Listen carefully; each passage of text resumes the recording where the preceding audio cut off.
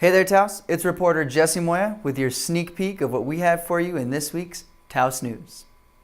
In sports, the Taos Tigers celebrated their homecoming with a huge win over the Santa Fe Demons to remain a perfect 4-0 on the season so far.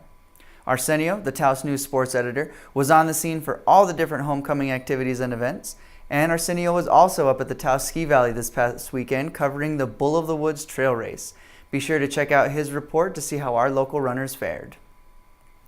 The U.S. Department of Veteran Affairs recently released an updated look into veteran suicide and breaks statistics down by state.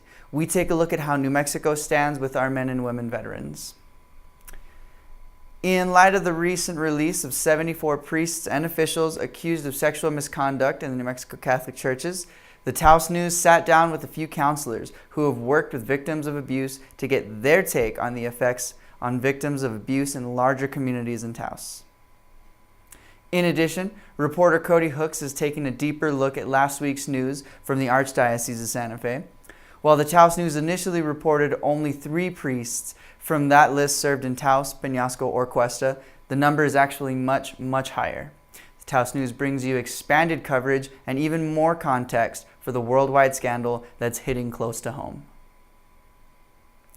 In other news, Station 316 Cafe, sister restaurant to Orlando's of El Prado, will be closing their doors at the end of the month, making an end to its 4-year run. This week, Tempo was highlighting the Taos Fall Arts Festival and the Paseo events that bring together a variety of arts, performers, films, and presenters for an annual expression of creativity. All sorts of things are happening, so pick up a copy of Tempo to find out what's happening where. In addition, we've got stories on the Black Uru at K-Taos, the Red Elvises at the brewery, folk singers in Red River, the KRZA Benefest, and a movie review of Bambi in Tempo this week.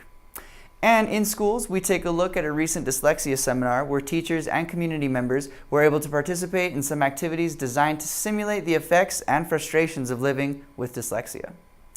Well, that about wraps it up for this week's preview. Be sure to check us out on Facebook and Twitter. And for all these stories and more, be sure to pick up your copy of this week's edition of the Taos News.